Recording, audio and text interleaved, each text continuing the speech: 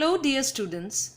Today we are going to read the chapter The Address written by Marga Minko, which is mentioned in your supplementary reader Snapshots. Let's read about the author first. Marga Minko is the pen name of Sara Menko. So, what do you mean by pen name? Pen name is an assumed name used by the writers instead of their real names. So, she is a Dutch journalist and an author. She was born on 31st March 1920 in southwest Netherlands.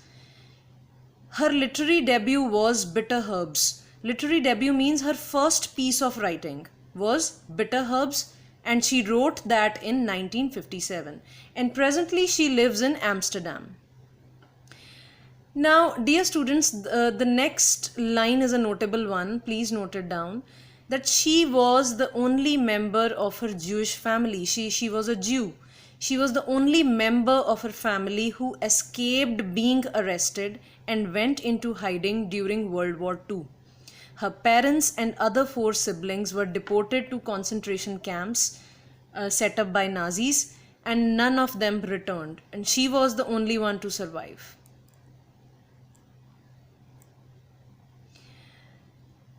Now, before we start the chapter, it's important to understand some of the background information, and then you will be in a better situation. During World War II, the Germans, that is the Nazis under the rule of Hitler, invaded Holland in 1940, where 90% of the people were Jews. Many of the Jews fled in fear to other countries. Fled means they ran away to other countries out of fear. Then thousands of the Jews were imprisoned in concentration camps. Now, what were the concentration camps? The concentration camps were the camps set up by the Nazis in Germany, where they kept a large number of people in order to harass them. They kept them with less facilities over there. They did mass executions over there. And in short, the people were exploited in those camps. So thousands were imprisoned, were jailed in concentration camps by the Nazis. The Dutch Jews suffered persecution. Persecution is ill treatment, the exploitation, the harassment. They were removed from public life, and their land was also sold to the people who were non-Jews. From July 1942, the unemployed Jewish men were deported. Deported means expelled from their place. They were deported and sent to Nazi concentration camps. This was when some of the Jews went into hiding. Life for Dutch people was becoming harder, and everything became scarce. Everything was just finishing. Like, there was not even availability of ordinary things like soap, fuel, etc. There was a complete breakdown of services, like there was no transport, no electricity, no communication services in Holland by the middle of 1944.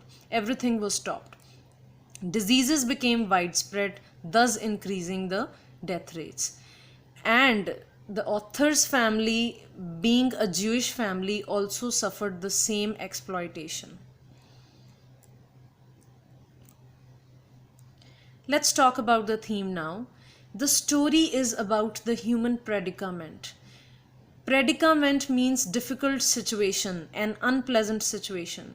The story is about the human predicament that follows war.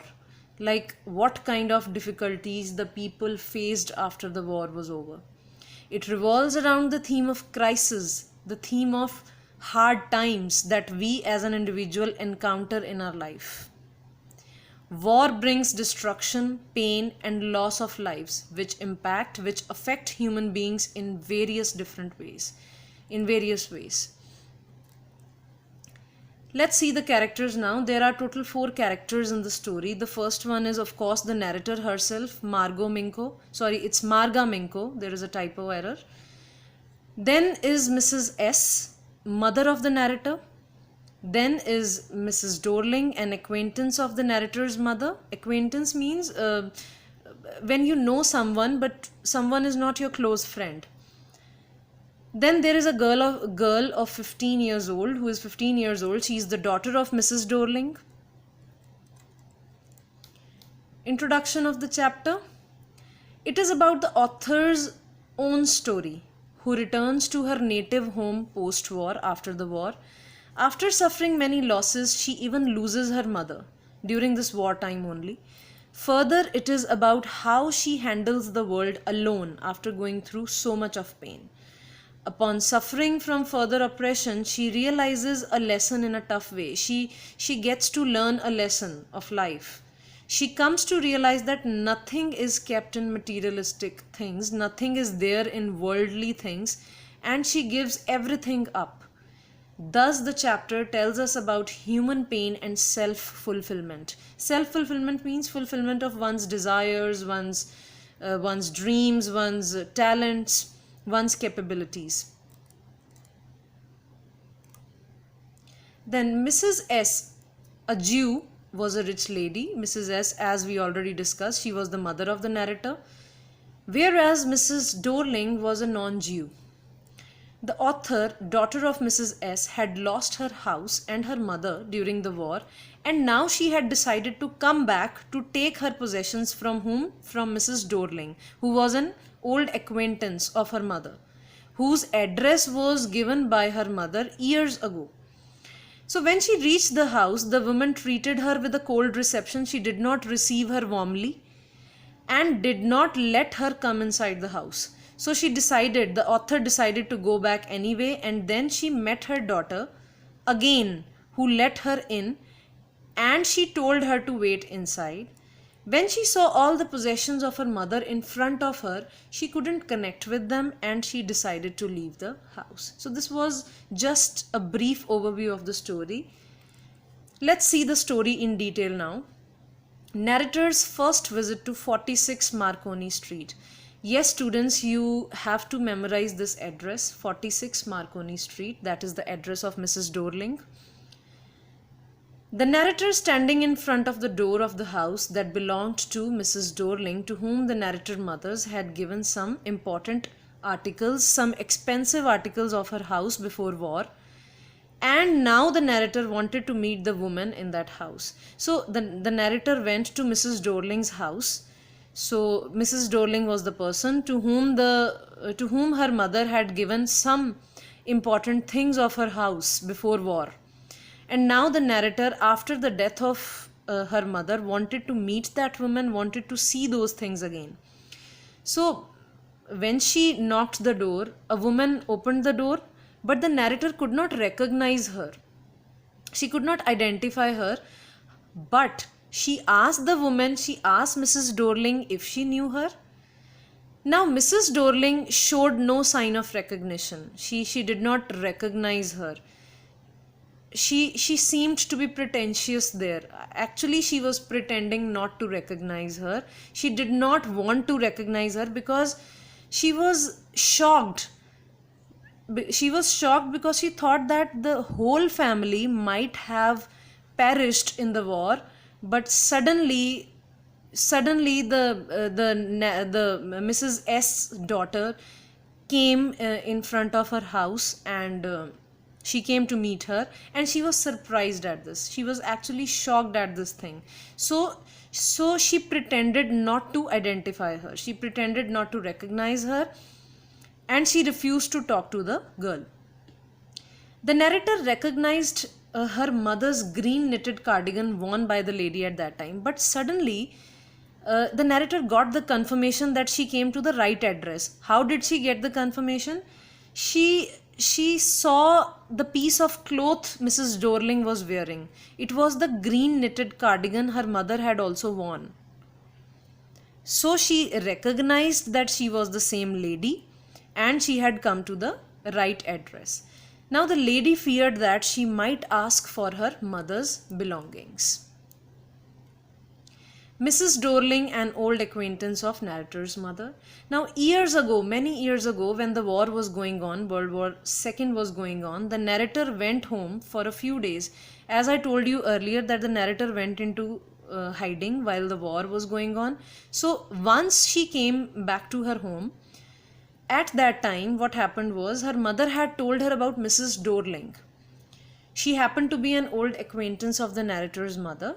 So she had renewed contact with the author's mother and had been coming there regularly. Suddenly she started meeting Mrs. S regularly, and she kept on visiting their home on daily basis. Actually, when the narrator came back to her home, so she realized some of the things were missing in her home. And then her mother told about Mrs. Dorling. So, what Mrs. Dorling was doing was she was carrying away the things, the precious things, the expensive things from the narrator's house. Why? Just to protect those things from the Nazis. Her intention was not bad at that time. She actually wanted to help her friend. So she took many valuable possessions like table, silver crockery, antique plates, and vases, and many more things to her home in order to safeguard them. Reluctance of the author to get back to the things. Reluctance means unwillingness of the author. The author did not want to go back to the things.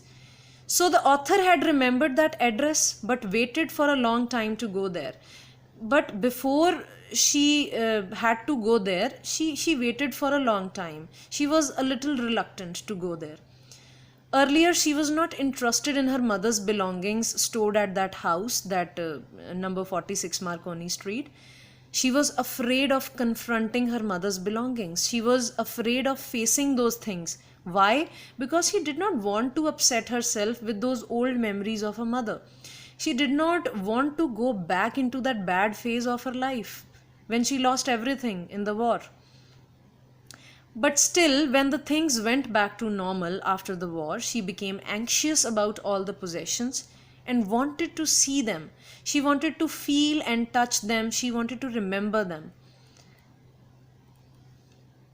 Mother's belongings bring back old memories. So, when she wanted to see the things of her mother in that house, so she decided to visit the house again.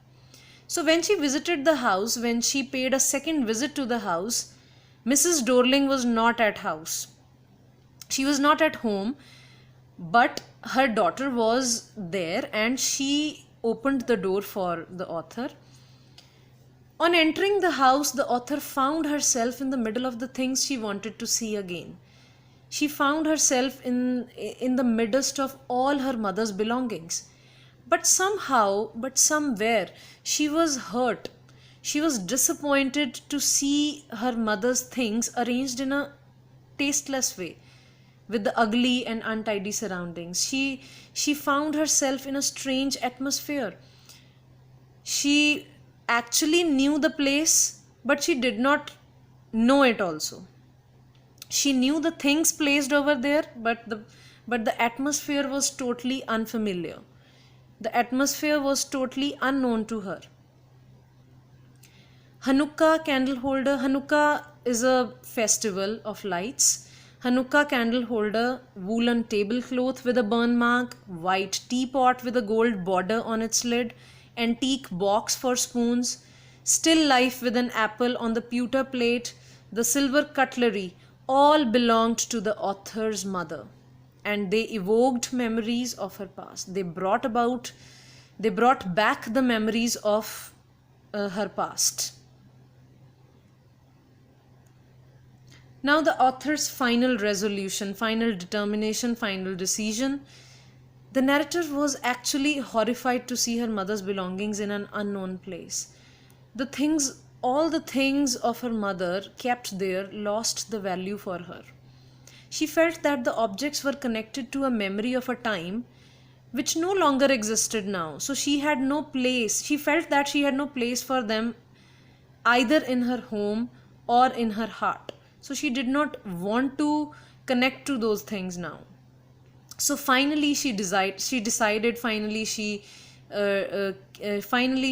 resolved to forget the address and move on in life. Of all the things I had to forget, that would be the easiest. For her, forgetting the address was the easiest, because throughout her life she had been only forgetting the things. She had been forgetting the things she had lost. So out of all those things, the forgetting the address was the easiest one for her.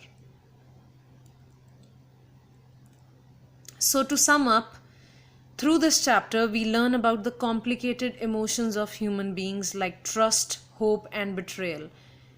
How Mrs. S, the narrator's mother, trusted Mrs. Dorling and gave away all her things to her. Then hope, and she hoped that she would get those things back one day.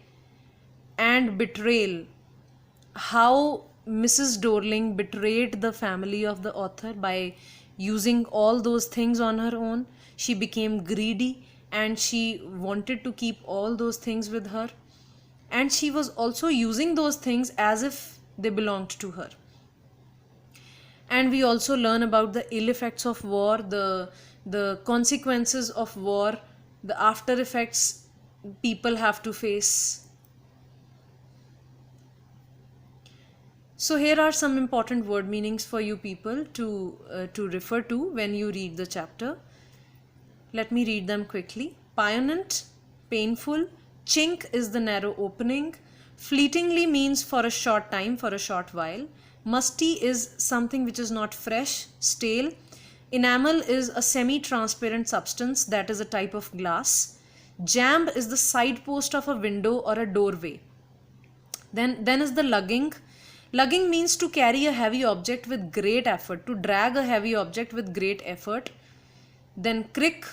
Crick means a cramp in muscles. Reprovingly, scoldingly.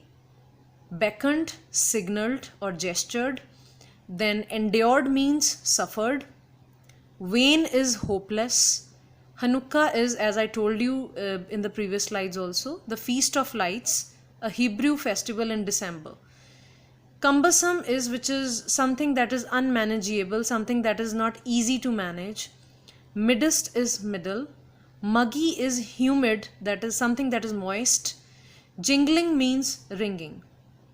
So dear students, now you have to read the chapter thoroughly and try to understand the meaning of these words and try to understand the chapter as a whole. Thank you. God bless you.